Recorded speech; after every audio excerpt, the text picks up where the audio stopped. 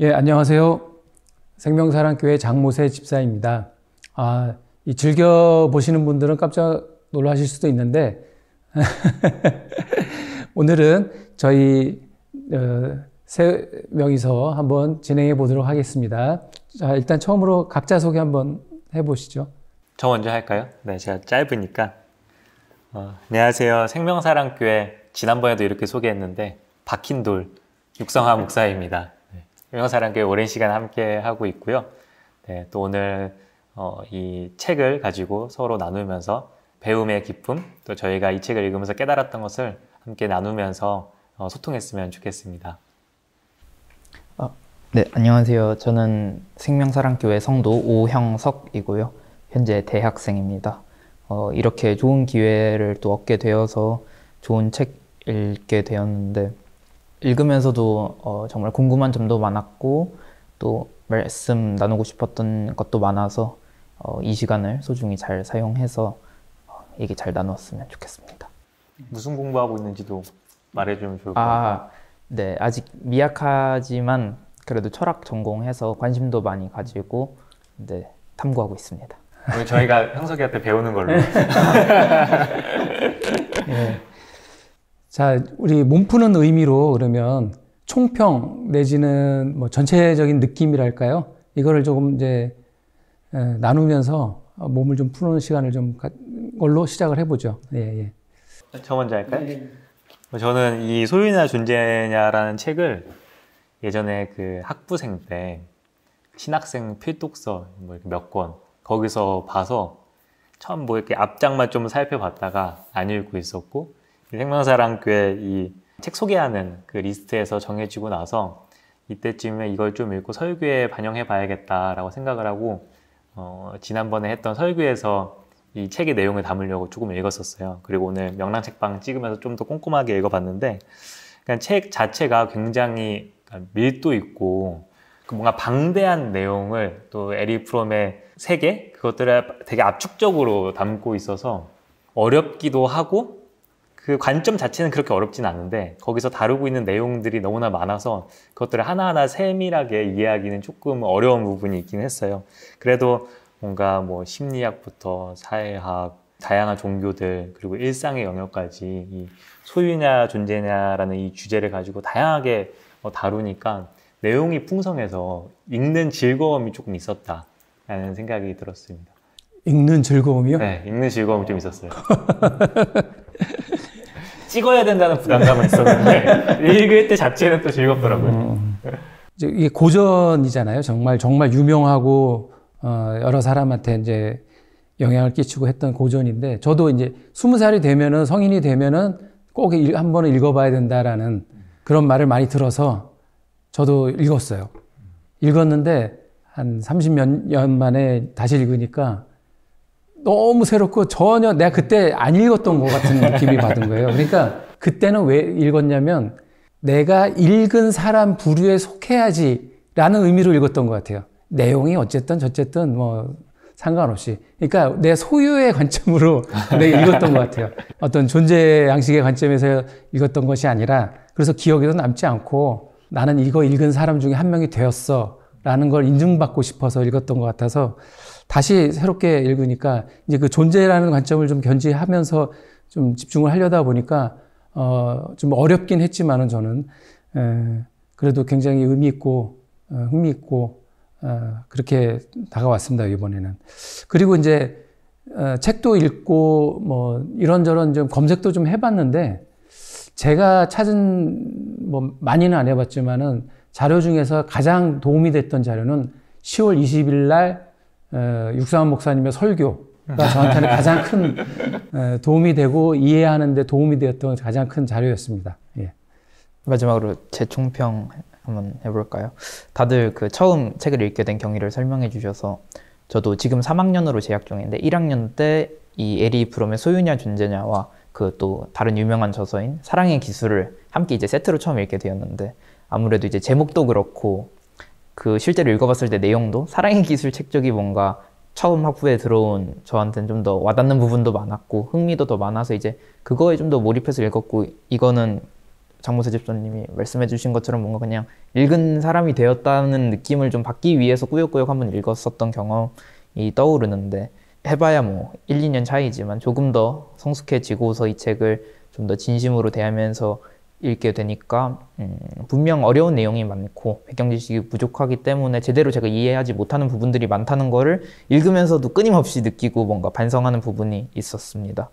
그럼에도 아까 처음에 말씀해 주신 것처럼 그 소유냐 존재냐를 확실히 대비시키는 구조, 그리고 여기서 어떤 그래도 정답이라는 거를 조금씩은 은은히 내포해주는 뭐 그런 분위기의 글의 문체가 있어서 그래도 조금 수월하게 흥미롭게 읽을 수 있었던 것 같습니다. 이 책 속에서 또 하나 배울 수 있었던 거는 독서 자체를 뭔가 가지는 방식보다는 체험하는 방식으로 읽으라고 또 견지해주는 부분이 있어서 그 부분에 주목하면서 읽으려고 노력했습니다. 네. 에리 프롬이 1900년생이고 1980년에 돌아가시고 이 책이 1970년대 중반에 이제 쓰여졌잖아요. 그래서 그 시대의 배경으로서 이제 뭐 계몽주의부터 시작을 해가지고 산업혁명, 제2 산업혁명 대량 생산, 정보화혁명. 근데 이분은 이제 정보화혁명의 조금 맛을 보고 4차 산업인 AI 시대는 맛을 전혀 모르셨을 텐데 그 시대에서 좀 그 이분이 이렇게 통찰력, 기후위기까지 이렇게 내다보는 그런 거는 굉장히 대단하다는 생각이 들었어요. 그 대량 소비 사회에서의 그 폐해의 그 소유라는 관점과 대안으로서의 존재적인 관점을 이제 가지면서 이제 그런 배경을 서술을 하고 얘기를 시작하는 거라서 소유와 존재의 좀 상세적인 부분, 다양한 모습들.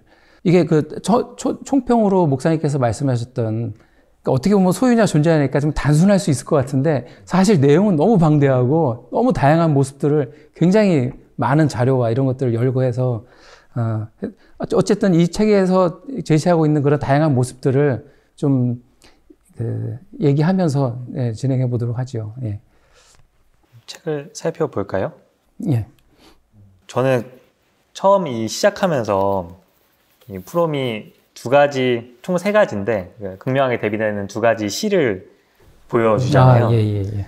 그 시를 읽으면 이 책이 얘기하고자 하는 바가 아주 압축적으로 드러나는 것 같아서 이 시를 한번 읽고 시작하면 어떨까 싶어요. 두 가지 시인데요. 한 시는 영국의 시인 테니슨이라는 분의 시인데 제가 한번 읽어보겠습니다. 갈라진 벽 틈새에 핀 꽃이여, 나는 너를 그 틈새에서 뽑아내어 지금 뿌리째로 내 손안에 들고 있다. 작은 꽃이여, 그러나 만약 내가 뿌리째 너의 모든 것을 알 수 있다면 신과 인간이 무엇인지도 알 수 있으련만. 예, 테니슨의 시였고요. 똑같이 산책길에서 본 꽃을 놓고 이제 바쇼의 하이쿠라는 그분의 시가 있는데 눈여겨 살펴보니 울타리 곁에 냉이꽃이 피어있는 것이 보이누나.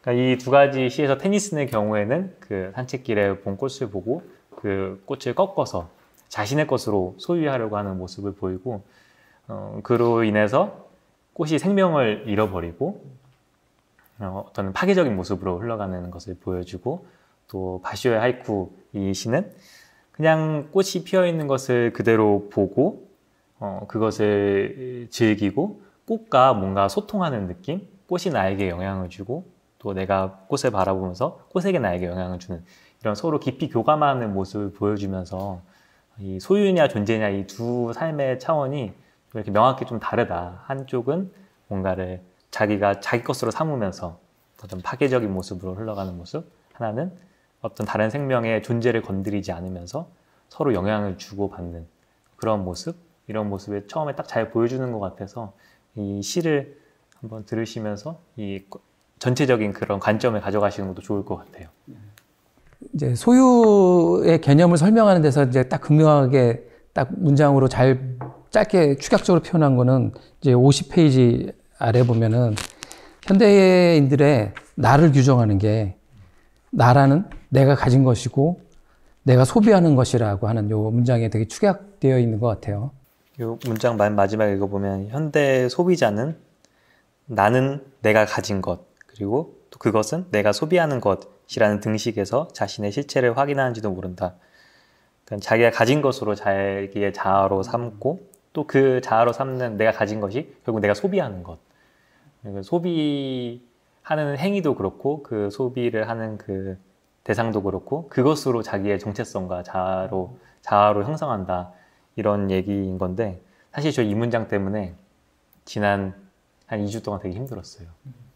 지금 모든 쇼핑몰에서 할인하는 제가 그래도 소소하게 쇼핑하는 걸 좋아하는데 옷 사는 것도 좋아하고 이 쇼핑몰을 볼 때마다 이 파격적인 할인 다양한 이 눈에 들어오는 물건들이 너무나 많은데 이 문장 때문에 하나도 못 샀어요. 저의 발목을 잡은 쇼핑의 발목을 잡은 문장이었습니다. 목사님이 소비하시는 건 기능적 소유잖아요. 기능적 소유. 기능적 존재를 위한 그 경계에 있는 것 같아요. 그 경계를. 저도 관련해서 실생활에서 얘기 하나 말씀드리면 저도 얼마 전에 시험 기간이었는데 이제 말 그대로 여기서 내가 소비하는 것과 스스로의 자아가 좀 동치가 되면은 항상 뭔가 불안하고 왜냐면 내가 소유하고 있는 것을 잃어버리는 순간 내 자아도 사라지는 것이고 뭔가 절정의 상태에서 추락하는 느낌이 들기 때문에 좀 항상 불안한 상태일 수밖에 없다고 생각을 하는데 이것을 학습이라는 좀 일상적 경험에서도 생각을 해보면 시험 기간이 되면 여러 과목을 시험을 보고 외워야 되고 잊어버리면 안 된다는 그런 강박을 가지게 되는데 여기서 프롬이 또 그 다음 페이지에서 제시한 바에 보면은 그냥 단순히 습득하고 본인이 이거를 외워서 써내고 이런 부분에 있어서는 이건 진정한 학습이라고 할 수 없고 능동적이고 생산적으로 뭔가 스스로가 체험하는 그 학습 속에서 새로운 비판적인 사고나 또는 그 사고 과정 자체를 학습이라고 보는 것이지 이 학습이 내가 온전히 습득을 했는가 가지고 있는가에 집착하는 부분은 진정한 학습이 아니라고 하는 부분을 듣고서 뭔가 반성도 하게 되고 또 그러면서 한편으로 외울 거면 외워야 되지 않나 하는 또 그런 딜레마 속에서 시험 기간을 보냈습니다. 공부 방법론적으로 뭐 그 암기한다, 뭐 이해한다 이제 그렇게 표현하는 거지. 그건 좀 본질적인 거를 얘기하는 거고 뭐 그러지 않을까요? 예. 뭐 암기도 필요하죠. 경우에 따라서는 방법론적으로. 예.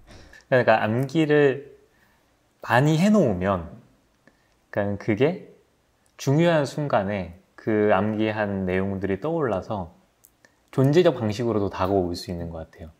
그러니까 지식을 많이 습득하고 아는 그 행위가 이제 암기라고 생각할 수도 있는데 그 습득할 때는 약간 소유적 방식일 수도 있는 것 같아요. 그러니까 내가 많은 것을 얻어야 되고 정보를 내가 가지고 있어야 되고 근데 그것이 잘 가지고 있을 때 어느 순간 내가 삶에 어떠한 맞닥뜨리는 문제나 그런 상황에서 그 내가 습득했던 정보가 그 지식이 내 삶을 어떻게 추동하고 변형시키는 기제로 사용할 수도 있는 것 같아서 저도 어느 정도 이 암기는 중요한 것 같고 그렇지만 그 목적은 내 삶을 변화시키고 나를 발전시키는 그런 존재적 양식으로 활용돼야 되는 거는 뭐 결코 틀린 말은 아니다. 그것은 목적이고 본질적인 부분이다.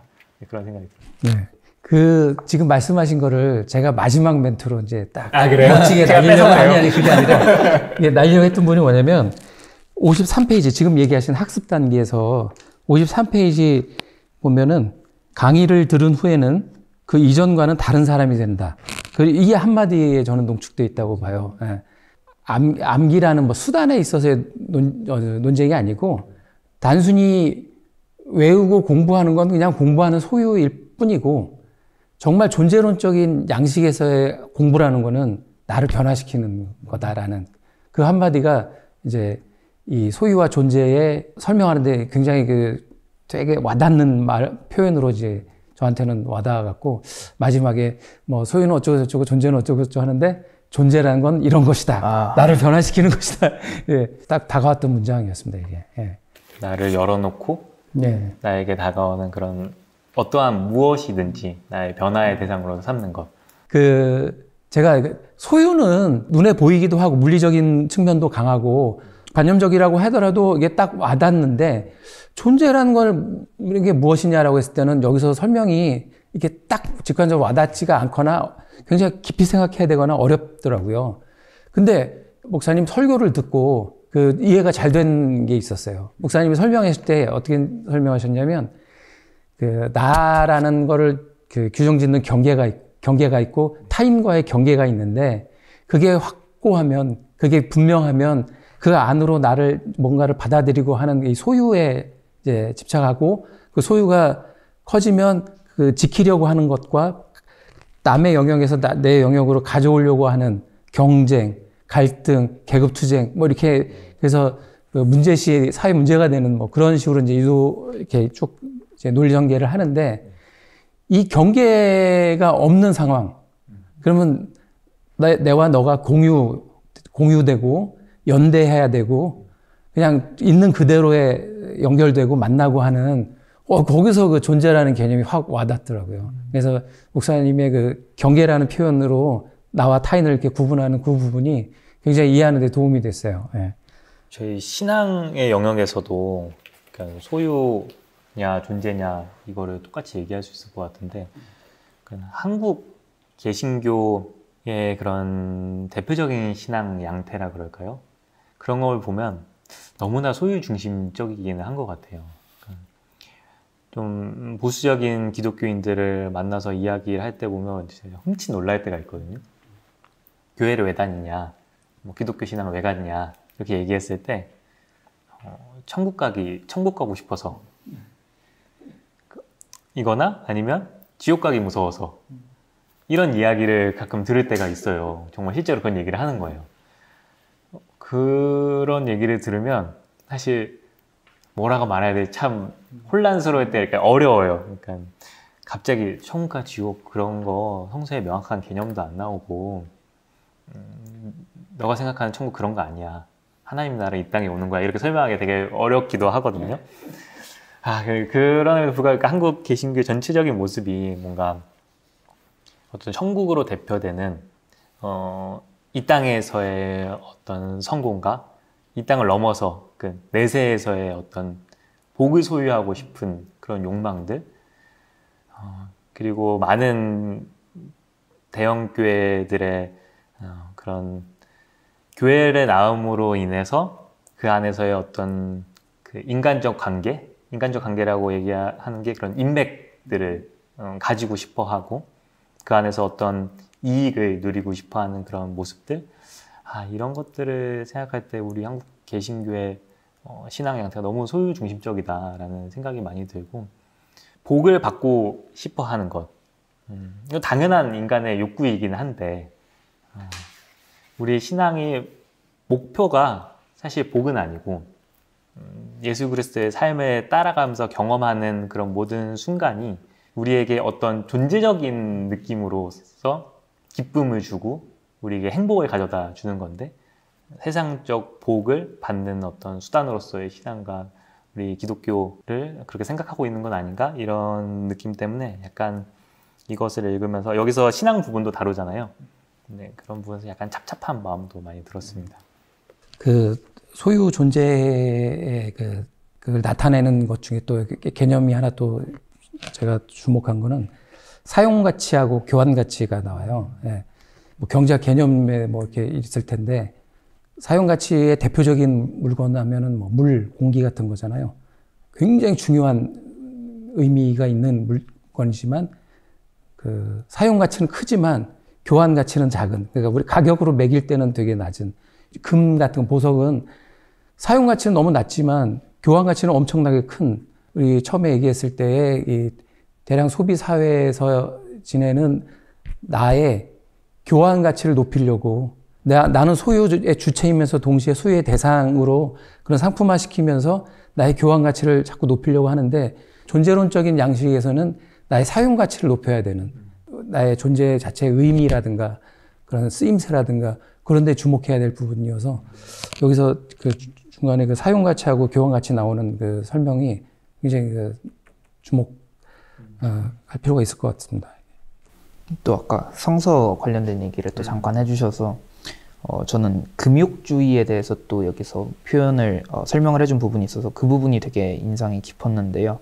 말 그대로 소유와 존재를 대비시키니까 그럼 소유를 금하면 존재가 이제 자동적으로 달성되는 것이 아닐까라는 것이 뭔가 일반적인 생각이다라는 것을 이제 제시하면서 시작을 하는데 한마디로 금욕주의, 또 다른 이제 실생활에서 어떤 교리나 규칙 같은 거를 세우고 그것을 다시 반드시 지켜야 된다는 어떤 집착을 하게 되고, 교리를 스스로 체험하는 사람이 되는 것이 아니고, 교리를 행하는 사람이 되는 것이 아니고, 교리를 자꾸 자기가 다시 가지려고 해버리면은 이것은 소유를 금했으니까 존재로서의 어떤 삶을 영위하고 있는 것이 아니라 이 또한 또 다른 그냥 소유의 형태로 보아야 한다 하면서 이제 비판한 점이 인상이 깊었고, 결국 여기서도 금욕주의라는 거는 굉장히 엄격한 금욕주의는 한마디로 좀 극과 극인 거잖아요. 한마디로 풀소유라고 시쳇말로 얘기하면 그렇게 엄청나게 뭐 사치를 부리고 이런 사람과 정반대로 아주 뭐 청빈하고 아예 없이 사는 것이 마냥 좋다고만은 볼 수 없고, 그 극과 극 사이에서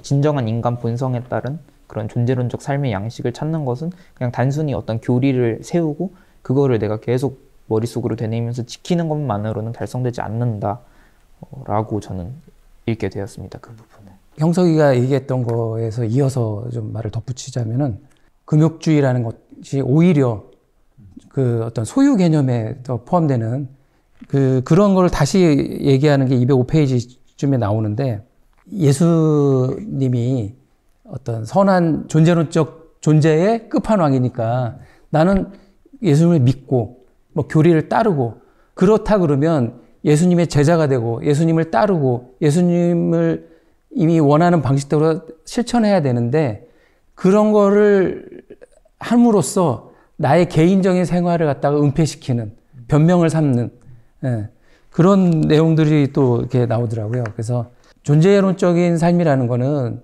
예수님의 그 존재론적인 삶을 따라야 하지만, 여기서는 그거를 형식화시킨 거를 그냥 소유함으로써 나의 신앙을 그거에 다 그냥 몰아버리고, 나는 그냥 세속적으로 살던 소유 양식대로 살던 이렇게 살아버리는 변명의 틀로 작용하는 뭐 그런 내용들도 있어서 그것도 흥미있었습니다.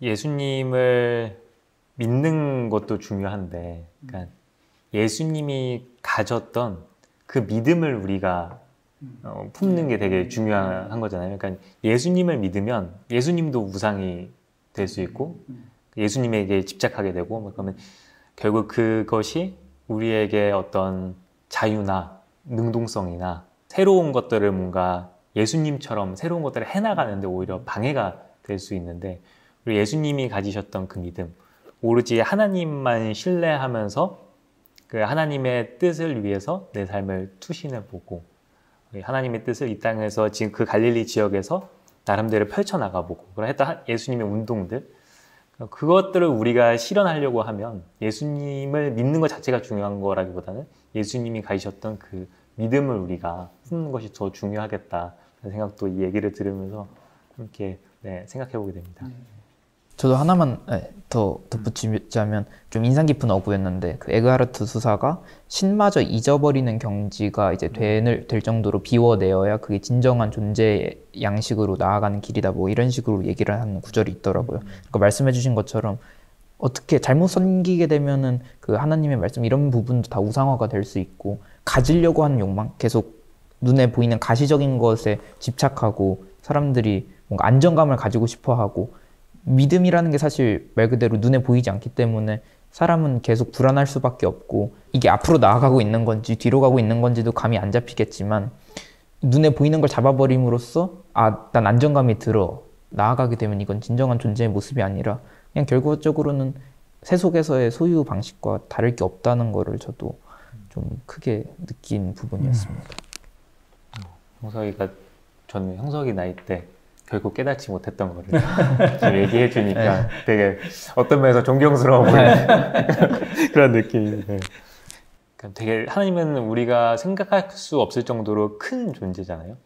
그러니까 우리가 흔히 하나님은 무한에 빗대어서 얘기를 하는데, 우리 인간은 유한한 존재고, 유한한 존재가 결코 무한한 하나님을 담을 수도 없고 이해할 수도 없잖아요. 그러니까 우리는 결국 그 하나님을 생각할 때 그 하나님의 아주 작은 부분, 그 진리의 일부분만을 우리가 경험할 뿐인데, 생각할 뿐이고 또 그것을 믿을 뿐이고, 근데 그것이 유일한 것이다, 그러니까 그게 확실한 진리이다, 이런 마음을 품는 순간 그건 아까 말했듯이 그것이 우상이 되는 거고, 하나님에 대해서 더 폭넓게 상상해내고 그것을 통해서 우리의 신앙이 더욱더 풍성해질 수 있는데, 그것을 굉장히 편협하게 만들어 버리는 거다라는 생각이 들어요. 오히려 신앙은 확실성을 추구하는 것이 아니라 불확실성으로 뛰어드는 것. 여기에서 그 성경 이야기할 때도 구약 성경 처음 이야기하면서 아브라함 이야기를 하잖아요. 살던 곳과 아버지의 집을 떠나서 하나님의 말씀에 따라서 떠나는 그 아브라함의 모습을 제일 먼저 이렇게 보여주면서, 존재적 삶이라는 것은 어떤 확실성을 추구하는 것이 아니라 안정을 추구하고 여기 머무르는 것이 아니라 오히려 그것들을 버리고 거기서부터 자유로워져서 새로운 곳을 향해, 또 하나님 말씀하신 곳을 향해 도전하는 것이다. 오히려 불확실성을 향해 뛰어드는 것이다. 이러한 이야기를 여기서도 잘 해주고 있는 것 같아요. 네. 뭐 자연스럽게 성서로 들어가셨으니까 이제 이 책에서 표현이 그대로 나오잖아요. 떠나라. 그다음에 속박으로부터 풀어라. 그다음에 뭐 이런 것들을 이제 뭐 이 책의 표현으로 바꿔서 얘기하면 존재하라. 존재론적 삶을 살아라라고 표현할 수 있을 것 같아요. 그래서 아브라함과 이제 모세의 출애굽 얘기까지 이제 나오는데, 근데 이제 현대인들도 그렇고 그 당시 이제 출애굽 나왔던 이제 그 이스라엘 백성들도 그렇고 그 소유가 주는 안정감을 버리지 못하는 거죠. 그래서 돌아가고 싶다. 나한테 풍요를 줄 우상을 만들어내고, 예. 그리고 이제 뭐 일용할 양식인 만나를 계속 쌓아두려고 하다가 그게 썩어버리게 되고 하는 그런 이제 성서 이야기를 통해서 갖고 이제 이 소유 존재의 얘기를 또 풀어내는데, 뭐 산상수훈 얘기 나오고, 예. 그다음에 이제 가장 소유와 존재가 드라마틱하게 부딪히는 게 그 사탄의 그 시험 장면. 예수님의 겪으신 시험. 예. 진짜 그 성서에 그 소유와 존재라는 그게 가장 드라마틱하게 극적으로 부딪히는 장면이 아닌가 싶어요. 예. 예수님이 겪은 그 시험, 사탄이 예수님이 시험하는 그 세 가지 시험이 정말 소유냐 존재냐라는 이 주제와 너무 딱 들어맞는 성경의 이야기인 것 같아서 이 부분을 되게 중요하게 한번 생각해 보셨으면 좋겠어요. 예수님이 첫 번째 겪으신 그 시험이 돌을 떡으로 만들라는 그 시험이었는데, 여기서 이 프롬이 해석하는 거는 떡은 어떤 소유, 또 물질, 이런 것을 추구하고자 하는 그런 욕망, 이런 것들로부터 예수님이 자유하셨다. 또 두 번째는 높은 곳 성전에서 또 뛰어내리는 것, 그리고 사탄이 다치지 않을 거다. 또 한번 성전에 뛰어내려봐라 하는 그 유혹에서 얘기하는 것은 일종의 인정 욕구, 누군가로부터 인정받고 사람들의 그런 시선들, 그런 것을 한번 받아봐라. 그런 것들을 가져봐라. 그런 것들로부터 예수님은 이제 자유하셨다. 또 얘기하고, 마지막은 세상 권세. 그것은 어떤 지배욕, 다른 사람을 지배하고 싶고 소유하고 싶은 그런 욕구로부터의 어떤 단념을 보여주는 거여서, 신앙인으로서 이 예수님의 시험 이야기와 이 소유냐 존재냐를 같이 한번 섞어서 이해해보는 건 되게 중요할 것 같다는 생각이 들었어요. 저도 읽으면서. 프롬은 이 소유냐 존재냐라는 그 해석학적 렌즈를 가지고 성경을 쭉 보는 거거든요. 그렇기 때문에 모든 게 소유냐 존재냐에 정말 잘 맞아 떨어져요. 성경이 그런 얘기를 분명히 하고 있지만, 한편으로는 이것에 매이는 것도 경계해야 된다. 우리는 얼마든지 같은 본문이라도 다른 렌즈를 가지고 우리의 자리에서 새롭게 볼 수 있는 가능성이 있기 때문에 여기에 너무 매이지 마시라. 여기에 매이면 또 프롬이 경계했던 그런 부분을 우리가 그대로 따라가는 오류를 범할 수도 있다. 이 얘기도 함께 하고 싶었습니다. 그럼 반대로 이 책을 읽고 아니면 이거를 이해하고 또 성서를 보면은 좀 풍성한, 그렇죠, 네, 맞아요. 또 성서를 보는 눈을 가질 수 있는, 또 그런 측면도 있지 않을까 싶어요. 네, 맞는 것 같습니다. 성서를 또 소재로 성서 속으로 들어가서 또 이제 얘기를 나눴는데, 다시 잠깐 또 밖으로 나와갖고 뭐 이 책의 재밌는 소재들을 좀 얘기해 보자면, 그 184페이지에 나오는 그 여기 지금이라고 하는 시간 개념이에요. 과거는 내가 소유로 축적해 놓은 거고, 미래는 과거가 곧 될 것들을 선취해야 하는, 그래서 약간 좀 비슷한 맥락에서 그냥 같이 뭉뚱그려 버리고, 그래서 지금 여기를 그냥 사는 것. 그것이 진짜 존재론적인 삶이다라는 표현을 하잖아요. 존재론적인 삶에서 가장 중요한 것은 현재라는 것. 그 다음에 여기라는 것. 어차피 미래를 얘기하는 것도 내가 얻고 싶은 소망하는 거에 방향을 그냥 찍어버리는 거기 때문에, 그거는 흘러가 버리면서 과거가 내가 그 소유로 축적되어 온 과거가 그냥 이미 돼버릴 거라는 의미에서, 지금 여기가 존재론적인 삶의 현장이다라는 그런 건 참, 인상 깊었습니다. 이 부분은. 오늘 지금을 산다는 게 생각보다 굉장히 어려운 것 네. 같아요. 지금 있지만 내일을 걱정하고 또 어떨 때는 과거에 대한 후회가 밀려와서 오늘에 집중하지 못하게 만들 때도 많은 것 같고 이 책에서 어딘가에 나왔던 것 같은데 소유적 방식을 끊임없이 이렇게 걷어낼 때 그 존재적 방식이 다가온다 이런 얘기도 있는데 미래에 대한 걱정을 의도적으로 안 해보고 또 과거의 생각도 안 하고 그러고 나서 남는 현재에서 내가 느낄 수 있는 어떤 기쁨이나 행복 이런 것들에 주목해보다 보면 우리가 어느 순간 존재 중심적 삶에 조금 더 다가갈 수 있지 않을까 이런 생각도 해봅니다. 근데 이제 그 현대사회라는 게 그게 너무 어려운 일이긴 해요. 현대사회의 시스템이라는 게 어떻게 내일을 걱정 안 하고 살 수가 너무 힘들잖아요. 그러니까 어떤 측면에서 그거에서 굉장히 고통받고 있는 사람들은 이 소유냐 존재냐가 굉장히 공허하게 들릴 수도 있을 것 같다는 생각이 들어요. 내가 자연스럽게 그 존재론적인 걸 고민할 수 있는 어떤 환경이 된다라는 것도 우리가 여기서 이렇게 대화하는 것 이외에 좀 그런 사회적 환경도 굉장히 중요한 의미인 것 같고, 물론 이제 후반에 그래서 이분도 그거에 대해서 이제 얘기를 하고 있으니까 결과적으로는 이 노엄 촘스키라는 사람이 비판했다 그러잖아요. 그래서 너무 낙관적인 거 아니냐라고. 그래서 우리가 뭐 이 사회 내에서 캠페인으로 하기에 너무 힘든다고 한다 그러면 이 종교는 할 수 있을 것 같다는 생각 들어요. 기독교는.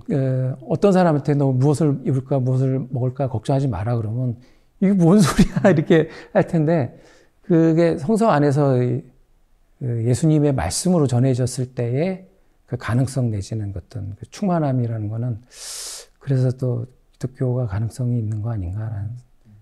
여기서 그 마르크스가 유물론자인데 종교성이 있다라는 표현하고 에크하르트가 이 비신론적인 이렇게 표현하잖아요. 예. 그런 맥락에서 어떤 종교성을 조금 담보한 부분들이 있는 것 같아요. 내가 그냥 일방적으로 기대고 헌신하고 할 수 있는 그 존재론적 동기들이 있다라는 측면에서 할 말을 좀 만들기 위해서 좀 생각해 본 부분들이 있거든요. 양념처럼.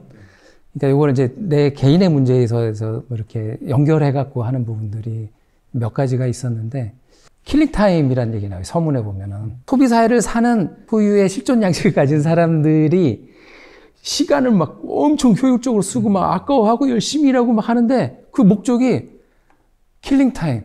시간을 무료하게 보내기 위해서 이제 그렇게 일을 하고 시간을 효율적으로 쓴다라는 그런 측면에서 이제 킬링타임 얘기 나오잖아요. 그거 보면은 현재는 백수지만은 그 직장인으로 오랜 세월 살면서 계속 봐왔던 그게 당연한 것 같은. 예. 그러니까 열심히 일하는 거는 노후의 편안한 삶을 위해서 한다 그러면 나 지금 좀 편해보겠다. 그런 킬링타임 얘기 너무 재밌었고요. 그 다음에 이제 슈바이처 얘기 나오면서 이 산업사회의 일벌레라고 표현하잖아요. 일벌레라고. 한병철 씨의 피로사회라는 책에 보면 피로사회의 현대사회를, 피로사회 얘기도 나오고 하면서 제가 어릴 때 교과서에 슈바이처가 영어 교과서에 삶으로부터의 외경 해갖고 나오는 그 구문이 있어요. 지금도 있는지 모르겠는데. 그러니까 그분이 그 존재론적인 그거를 뜻을 가진 신학자인데 그거에 대비돼갖고 현대사회가 일벌레다. 라고 이렇게 소유와 존재를 이렇게 비교해서 했던 부분들. 그것도 재밌었고. 요거는 이제 111페이지에서 112, 113 요게 이어지는 거라서 거기에 어떤 내용이 나오냐면 이제 이분이 요즘 젊은이들 말이야. 그러면서 얘기를 하는데 이 1970년대 중반에 요즘 젊은이들 말이야 라고 했던 거는 68 세대잖아요. 60년대 말에 혁명을 꿈꿨던 사람들, 히피를 막 되게 동경하는 그 세대들이니까 이 사람들은 자기가 원하는 거 하고 그냥 어디에 그 시스템에 얽매이지 않고 막 이제 그런 얘기를 하면서 얘네 진짜 존재론적인 삶인 것 같아. 얘네 누구 만나고 싶으면 그냥 여행을 가. 그것도 오랫동안 여행을 가. 장기 여행을 해. 이런 말을 쭉 하면서 제가 저는 또 그게 또 안 와닿을 수가 없잖아요. 한국의 히피시잖아요. 그 히피라기보다도. 그래서 그걸 이렇게 돌아봤어요. 이렇게 돌아보면서. 그러니까 저도 뭐 그런 거 얽매이기 싫고 내가 돈을 모으고 안정된 삶이 되면 해야 되겠다라는 것을 그때 할 수 있을지 없을지도 모르겠다.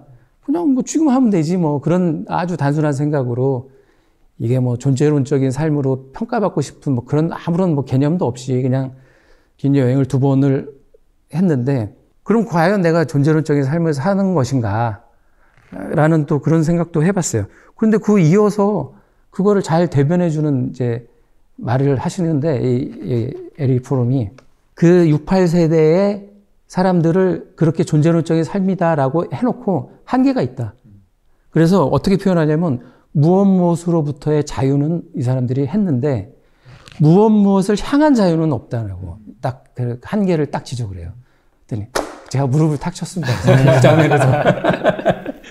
그래서 뭔가로부터의 회피는 제가 실행을 했는데 과연 나의 그 궁극적인 목적지향적인 나의 삶이었던가라는 이제 그런 그러니까 그런 생각을 좀 이어서 하게 되더라고요. 네. 그래서 이제 재밌는 예로 그 밀라노에 가면은 마리아 델라 그레치에라는 성당에 그 최후의 만찬 그림 실물이 그려져 있는데 이제 그걸 봤어요. 그래서 봤는데 되게 뭉클한 막 느낌이 오는 거예요. 그래서 저는 전혀 뭐 그림에 대한 모르는데 진짜 내가 이 실물 영접을 했는데 그날 밤에 가만히 생각해 보니까 이 그림에 대한 내 감동이 아니라 이 그림을 본 소수의 사람에 내가 속했다는 거에 대한 그런 내가 그 허영을 내가 느낀 거 아닌가 그런 생각이 들었어요. 그래서 그러니까 소유에 매몰되어 있는 내 삶이 존재론적인 삶으로 가는 데는 멀고 또 멀다. 이제 얘기해 주신 거 들으면서 이 책이 되게 계속 우리의 삶과 우리 내면의 그 중심에 무엇이 있는가를 계속 성찰하게 만드는 것 같아요.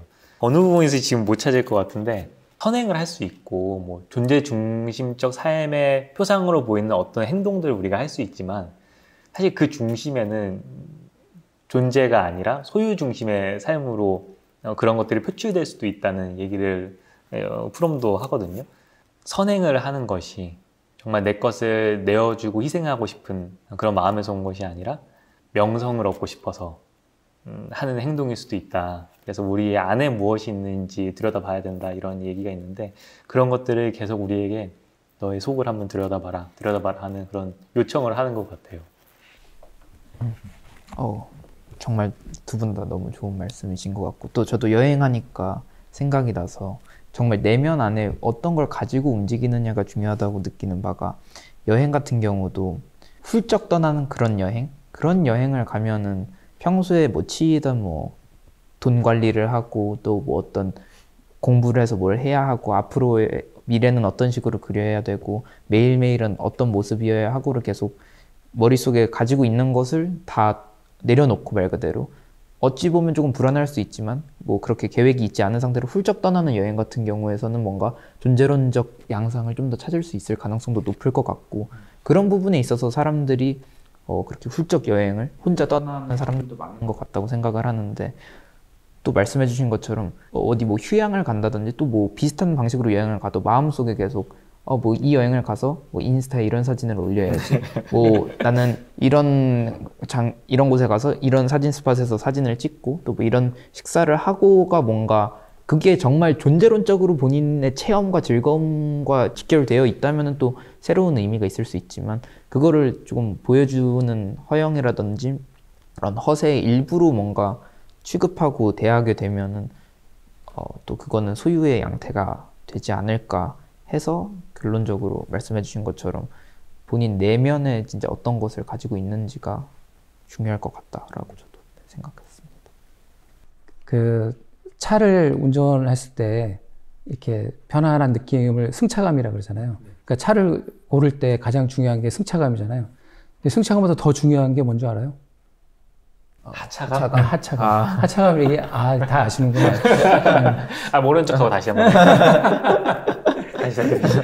그러니까 그 직장 생활하고 뭐 그렇게 3, 40대를 보냈던 이제 제가 주변에서 봤던 그 삶의 양태라는 것들이 차를 선택할 때 뭐 가장 그 대표적인 어떤 소유물 중에 하나니까 이제 나는 뭐 전혀 관심이 없어. 아니, 내가 존재론적인 삶을 살면서가 아니라 저는 차에 대해서 전혀 모르기도 하고 관심이 없어서 모르는데 하차감이라는 말을 듣고 너무 기가 막히고 재미있고 그래서 소유를 향한 그 허영의 모든 거를 탁 압축해서 상징하고 있는.